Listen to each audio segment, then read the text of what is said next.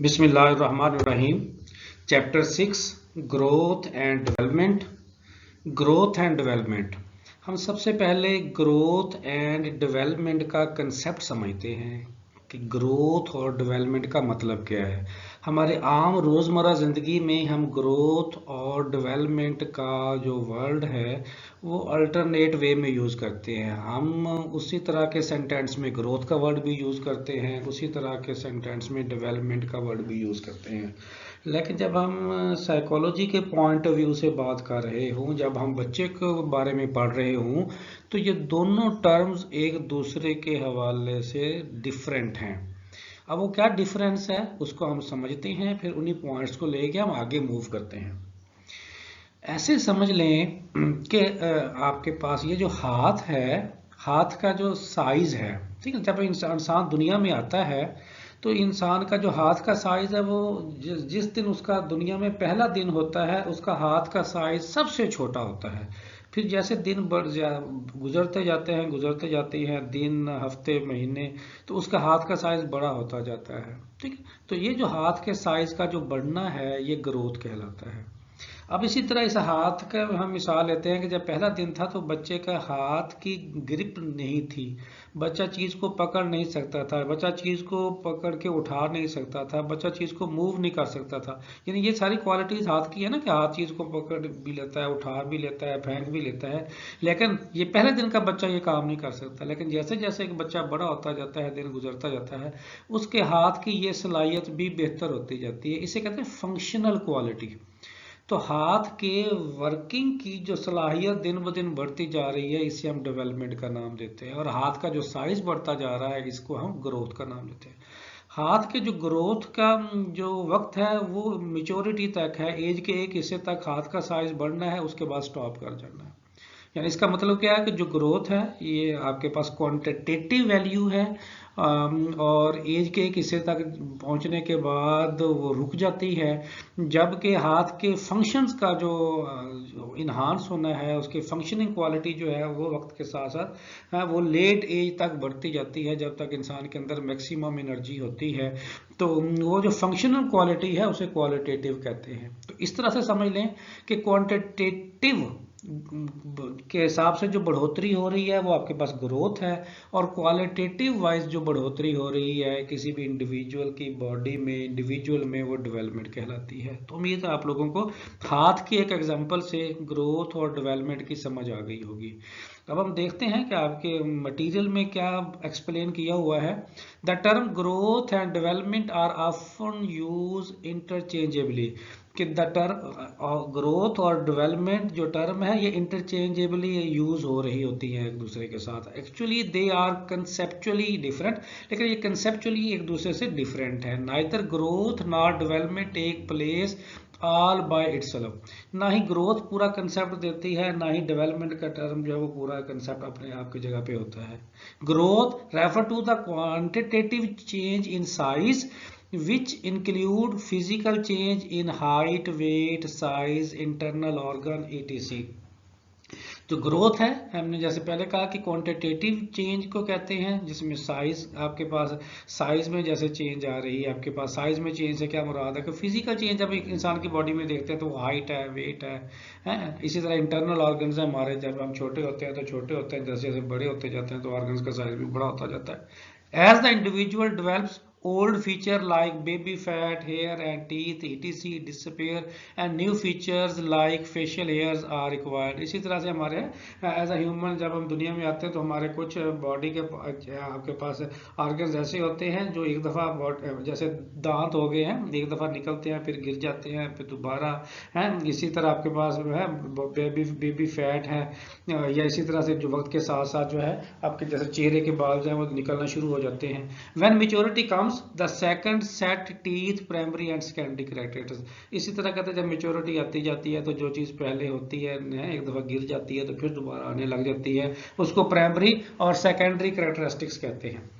It is पे similarly changes occur in all aspects of the personality. इसी तरह से जो बॉडी का जब हम जिस भी हिस्से की बात करेंगे, पर्सनैलिटी के हिस्से की बात करेंगे, तो उसमें सिमिलरली चेंजेस अकर हो रही होती हैं during infancy and childhood the baby steadily become larger taller and heavier. जब बचपन से आप लड़कपन की तरफ आ रहे होते हैं तो आहिस्ता आहिस्ता है बड़े हो रहे होते हैं, टॉलर हो रहे होते हैं, हैवियर हो रहे होते हैं। To designate the change the term growth is use. तो इस तरह के जब हम टर्म्स वर्ड्स यूज कर रहे हो तो उसके लिए जो टर्म यूज करते हैं वो ग्रोथ यूज करते हैं, क्योंकि ये सारी बातें क्वांटिटेटिव वाइज है। सादा लफ्जों में आप समझ लें कि जब क्वांटिटेटिव वाइज हम किसी भी इंडिविजुअल में चेंज की बात कर रहे होंगे तो वो ग्रोथ होगी। Growth involves change in body proportion as well as in overall structure and weight. जैसे आप वेट में, और जैसे ये देखो जैसे कद बढ़ता है तो वेट आपके पास वजन भी बढ़ता है। तो ये सारी आपके पास जो चेंजेस हैं क्वांटिटेटिव वाइज जितनी भी चेंजेस हैं वो आपस में प्रोपोर्शंस हैं कि एक चीज बढ़ती है दूसरी भी बढ़ती है। देखिए आप जब इंसान बड़ा होता है ये तो नहीं कि अकेला हाथ का साइज बढ़ रहा है, हाथ का साइज बढ़ रहा है तो फिंगर का साइज भी बढ़ रहा है, बाजू का साइज भी बढ़ रहा है, हमारे लेग्स का साइज भी बढ़ रहा है, हमारे पाँव का साइज भी बढ़ रहा है। बॉडी प्रोपोर्शंस आपके पास जो होते हैं के हिसाब से होते हैं, लेकिन सेम नहीं होता। जैसे उंगलियां उस साइज से नहीं बढ़ती जिस साइज पे आर्म बढ़ रहा होता है, जिस साइज से आर्म बढ़ रहा होता है उस साइज से लेग्स नहीं बढ़ रही होती। तो बार प्रोपोर्शन जरूर होता है जिससे बॉडी की जो शेप है वो अट्रैक्टिव और प्यारी लगती है कि इंडिविजुअल्स की। The term growth thus indicates an increase in bodily dimension, however the rate of growth differ from one part of the body to the other. तो वही बात कंक्लूड की गई है कि एक्चुअली जो ग्रोथ है वो आपके पास क्वांटिटेटिव चेंज है जो आपके पास, या कह लें कि इंक्रीज इन बॉडीली डायमेंशन की बात कर लें, ये भी कह सकते हैं कि आपके पास द रेट ऑफ ग्रोथ जो है वो डिफर करता है from body one part of the body to the other part. ये भी हमने डिस्कस कर लिया कि हमारे बॉडी का हर साइज एक ही तरह से चेंज नहीं हो रहा होता, बॉडी प्रोपोर्शन के हिसाब से चेंज हो रहा होता है। अब हम पढ़ते हैं डेवलपमेंट। डेवलपमेंट का कंसेप्ट भी हमने डिस्कस कर लिया है। When development by contrast refer to the qualitative change taking place simultaneously with quantitative change of growth. Qualitative development जो है वो क्वालिटेटिव चेंज है, लेकिन ये क्वांटिटेटिव चेंज के साथ साथ साइमल्टेनियसली चलती है। जैसे जैसे क्वांटिटेटिव चेंज बॉडी में आ रही होती है, जैसे मैंने मिसाल दी थी कि जैसे जैसे हाथ का साइज बढ़ता जा रहा है उसका फंक्शन भी बढ़ता जा रहा है। जैसे जैसे वो क्वांटिटेटिव वाइज उसमें चेंज आ रही है वैसे वैसे उसमें क्वालिटेटिव चेंज भी आती जा रही होती है। It may be defined as the progressive series of orderly coherent change. और जो जो चेंज होती है क्वालिटेटिव वाइज वो ऑर्डरली होती है और मरबूत चेंज होती है, कोहेरेंट मरबूत चेंज होना। The term progressive signifies that changes are directional, that they lead forward rather than backward। तो जो आप जो चेंजेस की बात करते हैं ये प्रोग्रेसिव चेंज का मतलब क्या होगा, वो डायरेक्शनल होगी। और डायरेक्शन का मतलब ये नहीं होगा कि वो आपके पास चेंजेस बैकवर्ड जा रही हो बल्कि फॉरवर्ड जा रही होती हैं, यानी बेहतर से बेहतर हो रहा होता है। Orderly and coherent suggested that are definite relationship between the change taking place and those that proceed or will follow them. तो अब इनमें डेफिनेट रिलेशनशिप होता है चेंजेस के दरमियान और वो आपके पास प्रोसीड करती जाती हैं बॉडी की प्रोपोर्शन के हिसाब से और एक दूसरे को फॉलो भी करती जाती हैं कि एक चेंज आई है उससे मजीद बेहतर चेंज आएगी, फिर बेहतर। जैसे हाथ का फंक्शन है, जैसे मैंने कहा था पहले, हाथ क्वालिटेटिव वाइज क्या करेगा, पहले ग्रिप पकड़ना सीखेगा, फिर चीज को थोड़ी लाइट वेट को उठाने की कोशिश करेगा, फिर उससे ज्यादा वेट को उठाने की कोशिश करेगा, फिर उससे ज्यादा वेट उठाने की कोशिश करेगा। इस तरह से ये क्या हो रहा है, प्रोसीड होती जा रही है ये क्वालिटी, और इस तरह से ये पैटर्न फॉलो होता जा रहा है। Development represent change in the organism its origin to its death. तो डेवलपमेंट कंटिन्यूस प्रोसेस है ना, और ये एक दफा जब शुरू हो जाता है तो लाइफ टिल डेथ तक चलता है। टिल डेथ का मतलब है जब तक इंसान में हिम्मत है किसी भी तरह के काम के करने की, उस वक्त तक जो है डेवलपमेंट का प्रोसेस होता रहता है। क्योंकि इंसान के जो जैसे हम एक्सपीरियंस की मिसाल लेते हैं ना कि एक इंसान जैसे जैसे उसका वक्त ज़्यादा किसी काम के हवाले से होता जाता है तो उस काम को उससे ज़्यादा तजुर्बा होता जाता है। जैसे मिसाल के तौर पर फीमेल की हम बात करते हैं तो वो कुकिंग करती हैं, तो बाई एज जैसे जैसे उनकी एज ज़्यादा होती जाएगी उनका कुकिंग का एक्सपीरियंस ज़्यादा होता जाएगा, उनका बनाने की चीज़ों में जो क्वालिटी है वक्त के साथ साथ बेहतर होती जाएगी। एक सुनार है उसके हाथ में सफाई बढ़ती जाएगी, एक दर्जी है उसके हाथ की उसमें हाथ की सिलाई में नफासत बढ़ती जाएगी। क्यों? क्योंकि वक्त के साथ साथ उसकी जो फंक्शनल क्वालिटी है वो बेहतर होती जाती है तजुर्बे की बेस के ऊपर। वो इन्वायरमेंट के ऊपर भी उसके ऊपर असरअंदाज हो रहा होता है और उसके वरासती जो जीन्स होते हैं वो भी उसके ऊपर असरअंदाज हो रहे होते हैं। Development represent change in the organism, its origin to its death, but more particularly the progressive change that take place from origin to maturity. तो कहते तो यही है ना कि जैसे मैंने कहा कि जो आपके पास डेवलपमेंट है वो ओरिजिन से लेकर जब इंसान पैदा होता है और डेथ तक चलती है, लेकिन प्रोग्रेसिव चेंज जो है वो मेच्योरिटी की एज तक होती है, यानी जब तक इंसान में हिम्मत होती है। जैसे आप फंक्शन 40-45 साल तक आप बहुत हिम्मत होती है, बहुत ज़्यादा काम कर सकते हैं, लेकिन जब बुढ़ापे की तरफ आप जा रहे होते हैं तो साफ ज़ाहिर है कि आपकी जो काम करने की कैपेसिटी है वो कम होने लग जाती है। Thus development may be explained as series of overall change in an individual due to its emergence of modified structure and function that are the outcomes of the interaction and exchange between the organism and its environment.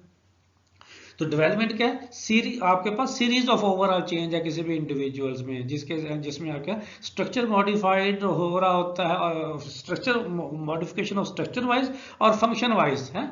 आपके एक individuals में जो changes आ रही होती हैं, और वो जो चेंजेस आ रही होती हैं वो दो फैक्टर्स की वजह से, ऑर्गेनिज्म की वजह से यानी हेरिडिटी की वजह से और इन्वायरमेंट की वजह से है। अब हम पढ़ते हैं करेक्टरिस्टिक्स और principles of growth and development. तो हमने ग्रोथ और डेवलपमेंट का कंसेप्ट समझ लिया कि बज़ाहिर ये दोनों टर्म्स इंटरचेंजेबल हैं, दोनों एक दूसरे की जगह पे इस्तेमाल हो सकते हैं, लेकिन इनमें फ़र्क है, अंडरस्टैंड कंसेप्चुअल वाइज इनमें फ़र्क है। तो वो हमने देखा कि क्वांटिटेटिव वाइज जब हमने बात की इंडिविजुअल्स की बढ़ोतरी की तो हमने ग्रोथ का वर्ड यूज़ किया, जब हमने क्वालिटेटिव वाइज बात की तो डेवलपमेंट का वर्ड यूज़ किया। बहरहाल ये तो है बेसिक अंडरस्टैंडिंग, लेकिन आगे ग्रोथ का वर्ड भी कहीं यूज हो रहा होगा और डेवलपमेंट का वर्ड भी यूज हो रहा होगा, तो आगे फिर आपने कंफ्यूज नहीं होना काइंडली, क्योंकि समटाइम ग्रोथ का वर्ड भी यूज करके क्वालिटेटिव क्वालिटीज का जिक्र समटाइम किया होता है और डेवलपमेंट का वर्ड भी यूज करके क्वांटिटेटिव को भी साथ अटैच किया होता है। लेकिन आपने एक्चुअली इस बात पे क्लियर रहना है कि क्वांटिटेटिव रिलेट कर रही है ग्रोथ टर्म के साथ और क्वालिटेटिव रिलेट कर रहा है चेंज डेवलपमेंट के साथ।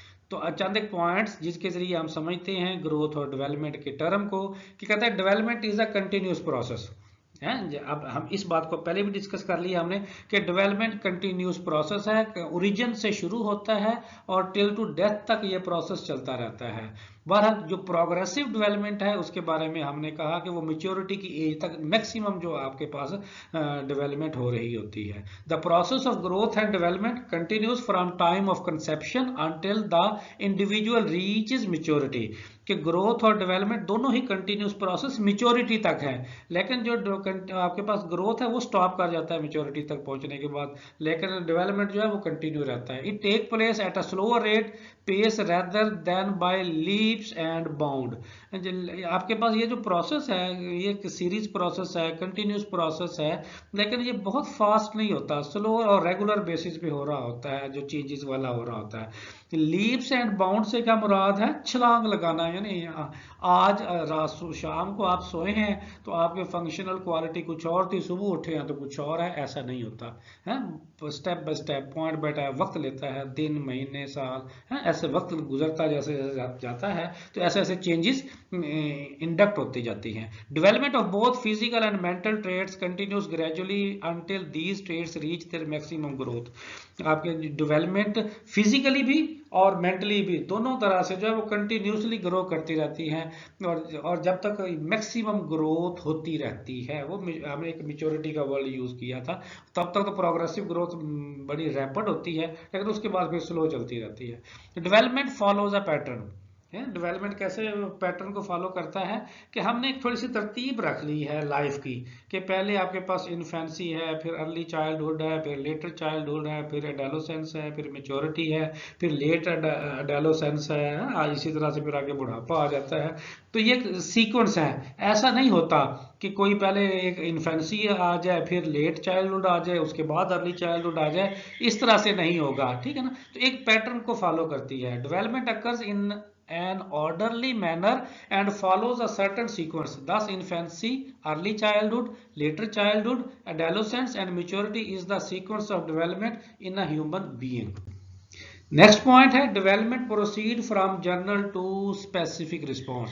डेवलपमेंट जो है वो general response to specific response होता है।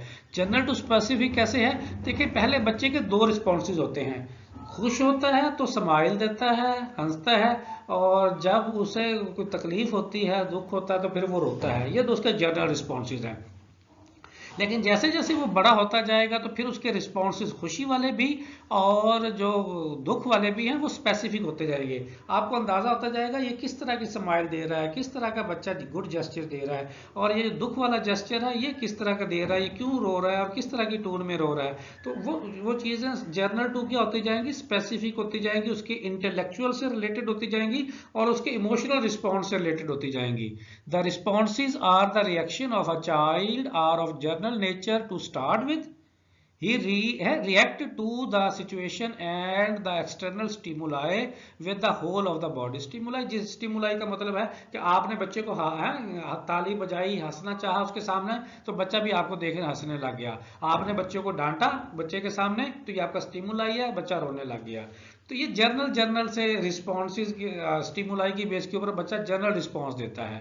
Gradually he learns to have specific response, फिर ऐसा जल्दी ही वो स्पेसिफिक रिस्पॉन्सेज की तरफ आने लग जाता है। This is not only true for his physical response only but also of his intellectual and emotional response. और ये जो रिस्पॉन्सेज है सिर्फ फिजिकल रिस्पॉन्सेज की हद तक ही नहीं है, और ये रिस्पॉन्सेज उसके इंटेलेक्चुअल रिस्पॉन्सेज से भी रिलेटेड है और इमोशनल रिस्पॉन्सेज से भी रिलेटेड है। The responses of a child which are of general nature first gradually become more and more specific. This is a sign of development and maturation. ये development और maturation की एक अलामत है। Different aspects of growth develop at different rate. इस बात को भी हमने डिस्कस कर लिया इन जनरल कि आप different aspects of growth different rate से डेवलप यानी बढ़ोतरी हो रही होती है, एक जैसी बढ़ोतरी नहीं हो रही होती। दो development is a continuous process yet the rate of growth is not uniform. Development एक कंटिन्यूस प्रोसेस है और तरतीब के साथ जो है वो चलता जा रहा होता है, जबकि ग्रोथ जो है वो यूनिफॉर्म का मतलब एक जैसी नहीं होती बॉडी में growth. Thus there are period of accelerated growth and period of decelerated growth. जैसे है अगर आप बच्चे के बारे में पढ़ें तो पहले 3 साल में बच्चा बड़ा रैपिडली ग्रोथ करता है, उसके बाद 3 से 6 साल के बाद फिर स्लो ग्रोथ हो जाती है, फिर एडोलेसेंस की एज में जब जाता है तो तब बच्चा बड़े तेजी से फिर ग्रो करना शुरू करता है, उसके बाद फिर उसकी ग्रोथ जो है वो स्लो हो जाती है। तो ये पीरियड टू पीरियड जो है बच्चे की ग्रोथ जो है वेरी करती है। During first 3 years of infancy, the rate of growth is rapid, then the rate of growth slow down, which is again accelerated at the adolescent stage. Similarly, neither all part of the body grow at the same rate, nor do all aspect of mental growth progress equally. ना ही body के सारे parts एक जैसे rate के साथ जो है grow करते हैं, ना ही मेंटल जो ग्रोथ है वो एक जैसी इक्वली प्रोग्रेस करती है। Thus they reach maturity at different time, और ये जो बॉडी के डिफरेंट हिस्से हैं वो मेच्योरिटी में डिफरेंट टाइम पे पहुंचते हैं। Most traits are correlated in development. बहुत सारी जो खसूसियात हैं इंडिविजुअल्स में डेवलपमेंट के हवाले से वो कोरिलेटेड है, मिलती जुलती है। मिसाल के तौर पर एक बच्चा जो है अगर वो जहानत में अच्छा है तो वो बाकी एस्पेक्ट्स में भी अच्छा होगा, वो हेल्थ वाइज भी अच्छा होगा, वो लोगों में मिलने मिलाने के वाले से भी अच्छा होगा, वो स्पेशल अहलियत के हिसाब से भी जो है अच्छा होगा, वो मेंटल डेवलपमेंट के हवाले से भी अच्छा होगा। तो यानी जो उसकी जिस्म की दूसरी खसूसियात है वो उनमें भी अच्छा होगा अगर वो इंटेलेक्चुअल वाइज अच्छा है। तो generally it has been observe that child whose intellectual development is above average is also superior in so many other aspects. अगर है वो कहता है कि अगर इंडिविजुअल इंटेलेक्चुअल डेवलपमेंट में एक बच्चा अबव एवरेज है तो वो बहुत चांसेस हैं। इन जनरल ये जो बात हो रही है इंडिविजुअल तो मखसूस आप कुछ जो स्पेशल बच्चे हैं माजूर हैं वो भी बहुत इंटेलेक्चुअल वाइज बहुत ज़हीन होते हैं, तो वो एक इंडिविजुअल एग्जांपल्स होती हैं। इन जनरल हम बात करते हैं तो अगर वो अबव एवरेज होगा यानी वो ज़हीन बच्चा होगा इंटेलेक्चुअल वाइज तो हेल्थ वाइज भी अच्छा होगा, सोशबिलिटी वाइज भी अच्छा होगा, स्पेशल एप्टीट्यूड वाइज भी अच्छा होगा। Similarly this mental development is intimately related to his physical development. तो वो कहता है कि जो मेंटल डेवलपमेंट है वो फिजिकल ग्रोथ के साथ इंटीमेटली रिलेट करती है। Development is the product of interaction of the organism and the environment. जो डेवलपमेंट है वो किसके इंटरेक्शन प्रोडक्ट ऑफ इंटरेक्शन है, ऑर्गेनिज्म का और एनवायरनमेंट का। ऑर्गेनिज्म के लिए हम हेरिडिटी का वर्ड भी यूज करते हैं, विरासत का। कोई भी इंडिविजुअल्स है ना, उसके ऊपर दो दो चीजें असरअंदाज होती हैं। वो दो कौन सी हैं? एक हेरिडिटी है और एक इन्वायरमेंट है। यानी एक बच्चा अपनी खसूसियात अपने वालिदैन से लेकर आता है जीन्स के जरिए, उसी के हिसाब से जो है वो आपको नजर आता है। दूसरा, वो जिस इन्वायरमेंट में आँख खोलता है, फलता फूलता है, बड़ा होता है, तो वो इन्वायरमेंट भी बच्चे की शख्सियत के ऊपर बहुत ज्यादा असरअंदाज होता है। लेकिन ये नहीं हम कह सकते कि सारी हेरिडिटी ही बच्चे के ऊपर असरअंदाज होती है या सारा इन्वायरमेंट होता है। हाँ, आज तक ये तयन नहीं किया जा सका कि कितनी हेरिडिटी असरअंदाज होती है और कितना इन्वायरमेंट, लेकिन ये साइकोलॉजिस्ट इस बात पे मुत्फिक हैं कि दोनों ही चीजें, हेरिडिटी और इन्वायरमेंट, बच्चे की ज़ात के ऊपर असरअंदाज होते हैं। नाइदर हेरिडिटी अलोन नॉट मर इन्वायरमेंट इज रिस्पॉन्सिबल। मर का मतलब कहते हैं सिर्फ, ना ही हेरिडिटी और ना ही इन्वायरमेंट जिम्मेदार हैं बच्चे की या इंडिविजुअल्स की डेवलपमेंट के हवाले से। Both are responsible for human growth and development, though it is not possible to indicate exactly in what proportion heredity and environment contribute to the development and the individual. जब दोनों ही जिम्मेदार हैं तो फिर इस बात का अभी तक तयन नहीं किया जा सका कि किस प्रोपोर्शन के साथ दोनों जो है वो जिम्मेदार हैं। बल जिम्मेदार हैं, ये इंडिविजुअल टू इंडिविजुअल भी डिफरेंट है। किसी के ऊपर हेरिडिटी ज्यादा असरअंदाज हो रही होती है और किसी के ऊपर इन्वायरमेंट ज्यादा असरअंदाज हो रहा होता है। नेक्स्ट है, there are wide individual differences in growth pattern. Growth pattern में बड़ा है, बहुत ज्यादा फर्क है, इंडिविजुअल डिफरेंसेस वाइज बहुत ज्यादा फर्क है, वाइड डिफरेंस है। Individual differ from each other in their pattern and rate of growth. Individual जो है वो एक दूसरे से है, आपके पास पैटर्न और रेट ऑफ ग्रोथ के हवाले से डिफर करते हैं। They are definite evidence to show that difference in physical structure are less marked than the difference in the intellectual capacities।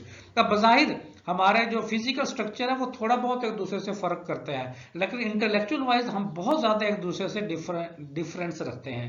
इसी तरह से it has been found out that personality difference are far more marked than either physical और individual differences. जैसे वो कहा कि intellectual wise हम ज्यादा डिफरेंट हैं दूसरों से एज कंपेयर टू फिजिकली, इसी तरह पर्सनैलिटी वाइज हम बहुत ज्यादा डिफरेंट हैं बाकी लोगों से as compare to physical and intellectual difference wise.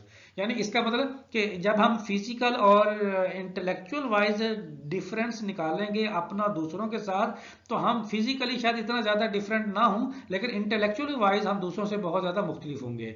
इसी तरह से जब हम पर्सनैलिटी को साथ अटैच करते हैं तो पर्सनैलिटी के बेस के ऊपर हम बहुत ज्यादा दूसरों से मुख्तलिफ नजर आते हैं। The individual differences are caused by difference in heredity and environment। और ये जो डिफरेंस है वो किसकी वजह से है?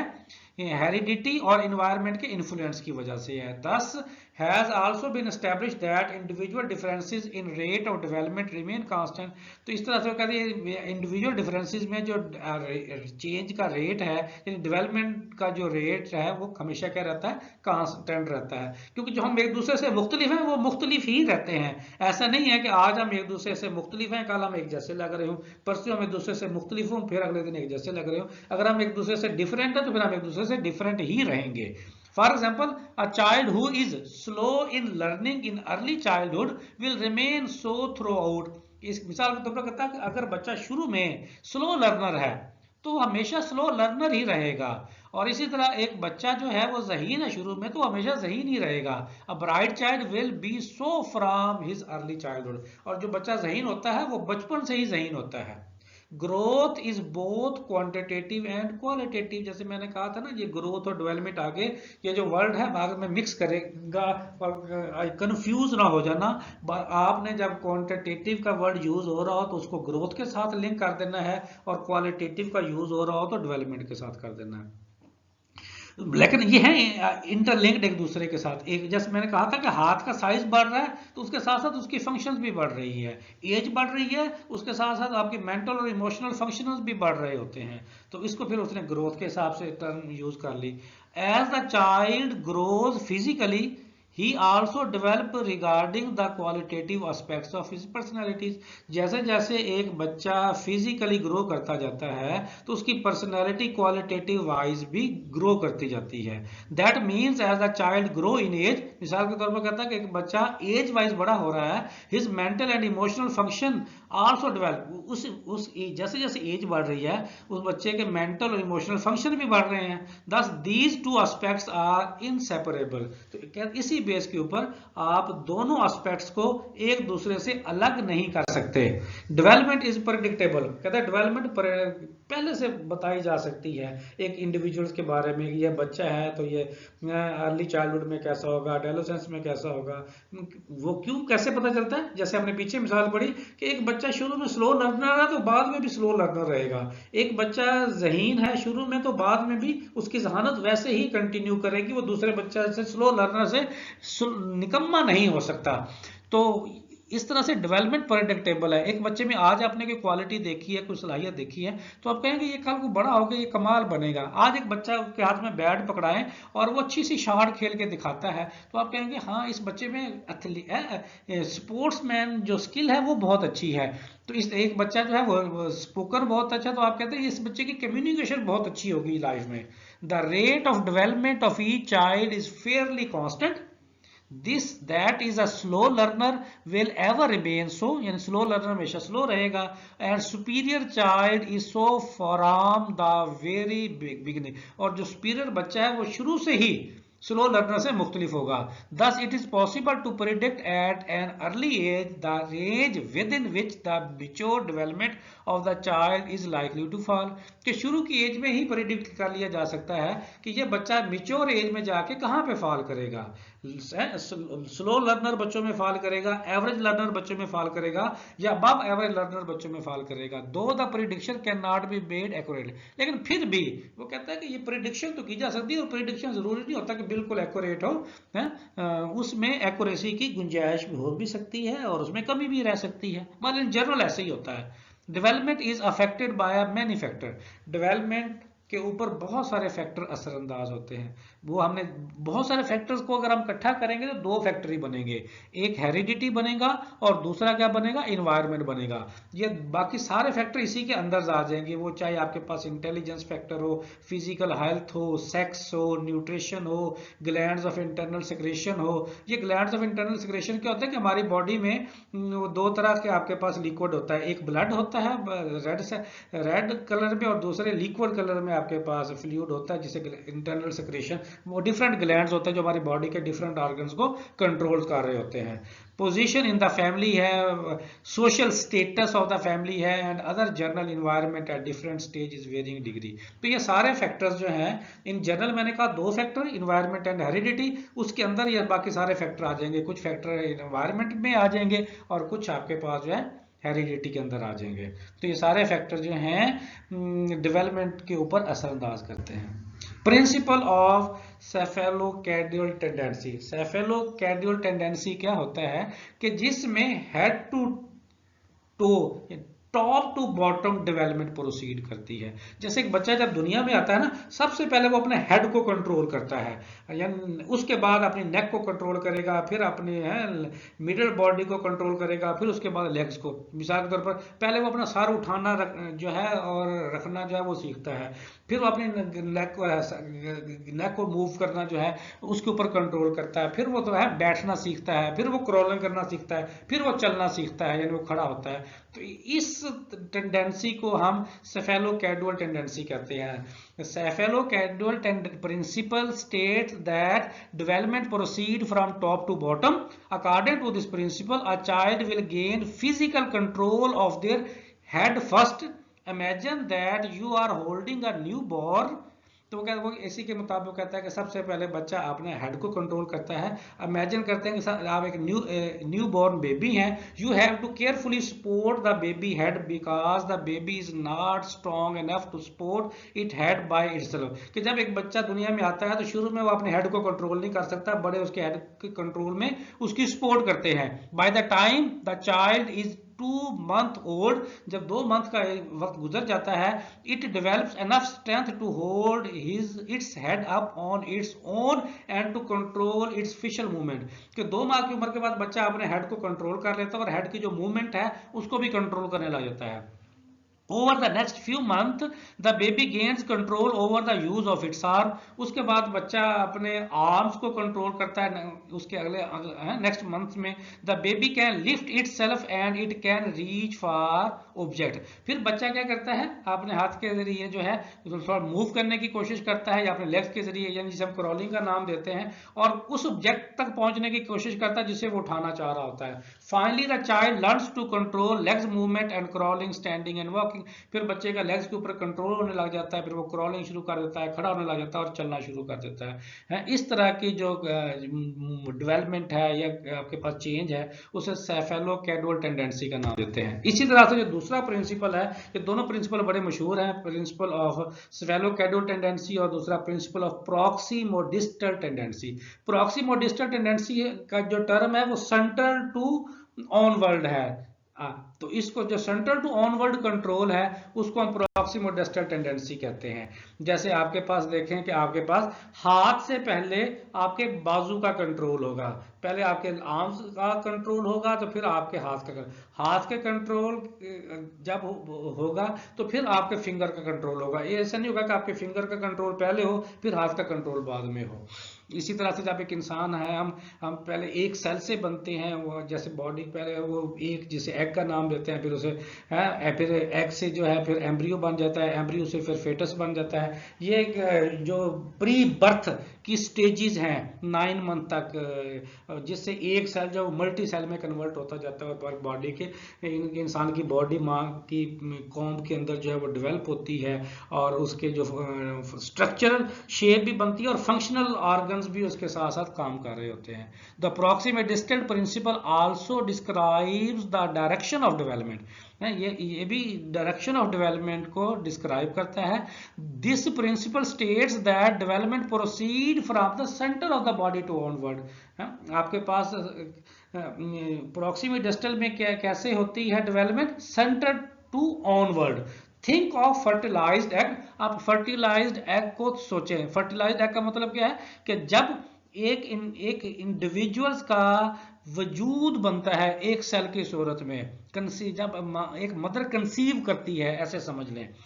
दिस वन टीनी सेल, वो जो एक सेल जब मदर कॉम में आता है तो वो फिर डिवाइड होकर फैलना शुरू हो जाता है, वो है ये सेंटर टू ऑन वर्ल्ड है, और वो फिर मिलियन सेल्स में कन्वर्ट हो जाता है और क्या बन जाता है, एम्ब्रियो बन जाता है। फिर उसके बाद एम्ब्रियो से क्या बन जाता है, फेटस बन जाएगा, और उसमें उसकी फिर शेप्स बताई हुई हैं, द स्पाइनल कार्ड फॉर्म, और इसमें फिर क्या बन रहती है, स्पाइनल कार्ड बनती है सबसे पहले, और ये डेवलपमेंट प्रोग्रेस जो है ऑनवर्ड इस तरह से शुरू होती है, और उसके बाद फिर फेटस बन जाता है। ये तीसरी स्टेज है, पहली एग, फिर एम्ब्रियो और तीसरा फेटस।